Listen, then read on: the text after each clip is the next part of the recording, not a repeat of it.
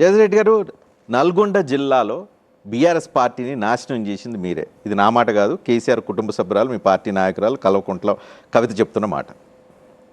Okay, నేను చాలా స్పష్టంగా చెప్పాను కదా, నల్గొండ జిల్లాలో పార్టీ ఎదిగినా, పార్టీ సాధించిన విజయాలకైనా, ఉద్యమ విజయాలకైనా నేనే బాధ్యుణ్ణి.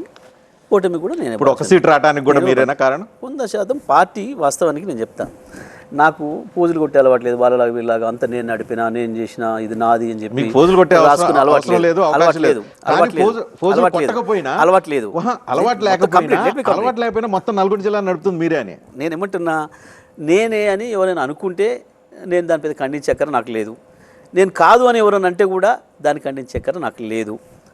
పార్టీ నడిపేటప్పుడు విజ్ఞతతోనే పద్ధతితో నడుపుతాం, గుమ్మనంగా నడుపుతాం. పార్టీలో నేను ఒకడిని నేను అనుకుంటా తప్ప నేనే పార్టీ అనే పిచ్చి మాటలు నేను మాట్లాడాను. నల్గొండ జిల్లాలో అంతా మీరే, ఎవరు ఉండరు, ఎవరిని రానియరు.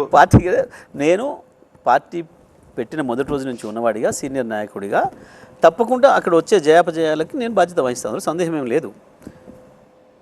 గెలిచినాడు జయదీశుడు ఒక్కడే కనుక వాళ్ళు ఒప్పుకుంటే నన్ను విమర్శ చేసేటోళ్ళు, ఇవాళ నేనే బాధ్యుని, అందులో డౌట్ లేదు. కానీ ఏ గెలుపోవటంలకైనా ఏ ఒక్క నాయకుడే బాధ్యత ఉండదు. అందరూ కలిస్తేనే పార్టీ.